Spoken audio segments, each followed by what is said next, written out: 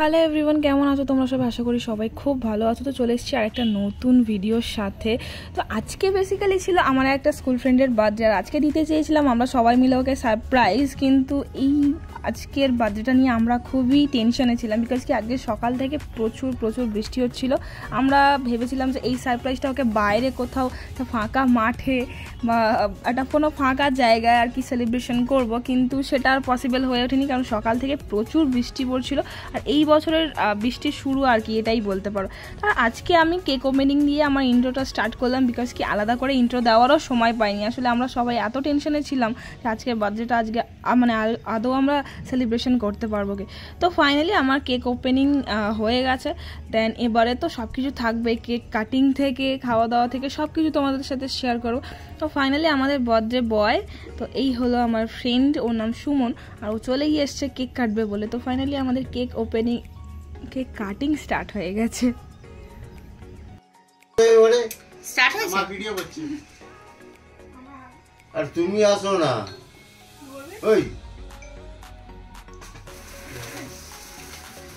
Happy birthday to you, happy birthday to you, happy birthday dear Suman. আমার কানটা happy birthday to you বন্ধ করো না, বলতে দাও।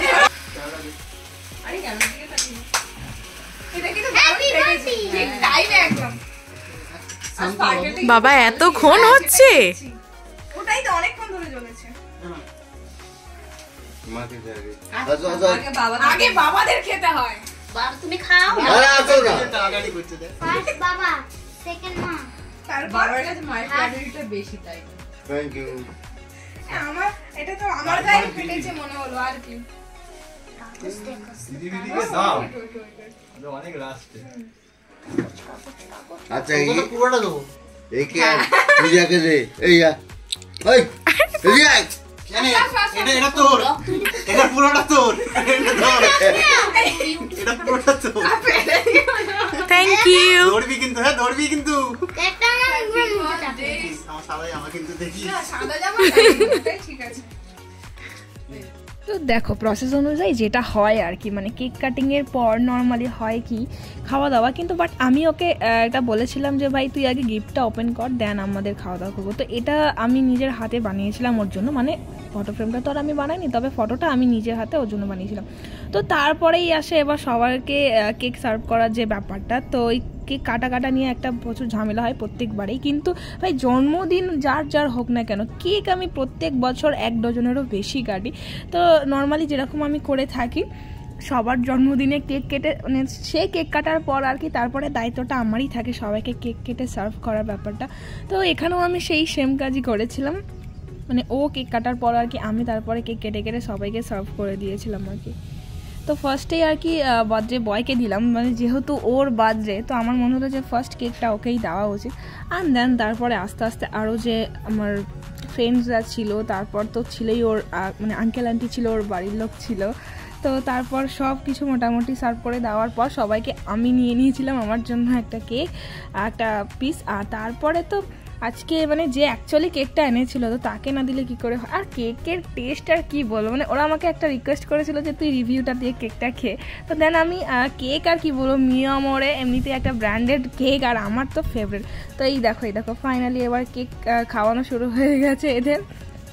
তো ফাইনালি সবাইকে কেক খাওয়ানোর পর আমি এবার আমার ফ্রেন্ডকে রিকোয়েস্ট করেছিলাম যে আমি তো রিভিউ দিয়েছি, এবার তোর বার্থডে যেহেতু তুই একটু রিভিউ দে। তো ওর এক্সপ্রেশন থেকে তো তোমরা বুঝতেই পারছো যে কেকটা আসলে কেমন খেতে ছিল, আর মিয়মরের কেক কেমন খেতে হয় সেটা আমরা কম বেশি সবাই জানি। আর এই একটা ব্যাপার তোমার দেখায়, দেখো মেয়েটা তো এমনিতেই স্লিম, আর স্লিম মানুষের জন্য কীরকম স্লিম কেক খেতে হয় একে না দেখলে আমি বুঝতে পারতাম না। মানে ও যেমন স্লিম, তো তার থেকেও আর কি স্লিম ও কেকটা খাচ্ছে, মানে এত টেস্টি কেক। আর কেক খেয়ে যে এত সুন্দরভাবে হাত চাটা যায়, মানে আঙুল চাটা যায়, সেটা একে না দেখলে আমি বোধহয় বুঝতে পারতাম না।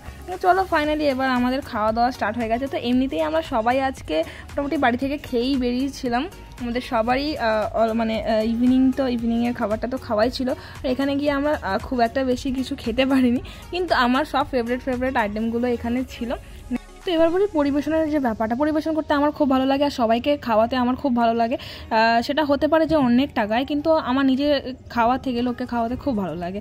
তো আজকে খাওয়া দাওয়াটা শুরু করেছিলাম আমরা চিকেন পকোড়া দিয়ে, আর যেহেতু সবার পেটটা আমাদের ভর্তিই ছিল তো সেই জন্য আজকে বেশি কিছু খেতে পারিনি। তো তারপরে আমরা খেয়ে নিয়েছিলাম ফিশ ফিঙ্গার, যেটা খেতে খুবই সুন্দর ছিল, মানে পকোড়ার থেকেও আমার এটা খুব ভালো লেগেছিলো।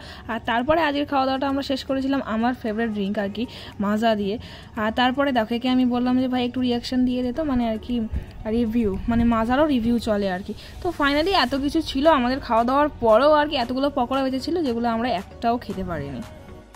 এইটা আমার কাছেই শুধু আমার গায়েতেই পড়েছিল, তোর গায়েতে পড়েনি, একটুও পড়েনি, আমার গায়েতেই সব পড়েছে, মানে আমার হয়ে গেছে। ভালো লাগছে বেশ, কিন্তু আরে একটু রঙিন হও। হ্যাঁ একে আমার একটা লাগছে। কি হয় স্নান করে শোবে? তো দেখো সব শেষে এবার উইশ করার পালা চলছে আর কি, মানে এসে তো ওকে উইশ করা হয়নি, তো আমরা যাওয়ার সময় ওকে সবাই মিলে উইশ করে দিয়েছিলাম। আর আমি যেহেতু অনেকটা বেটেছিলাম ওর থেকে, তাই জন্য আমি চেয়ারের ওপরও দাঁড়িয়ে উঠেছিলাম ওর থেকে বড় দেখানোর জন্য, কিন্তু আমাকে সেই টেনে নিচে নামিয়ে দিল। তো যাই হোক আজকের ভিডিওটা এই পর্যন্তই, সবাই খুব ভালো থেকো, টাটা সবাইকে।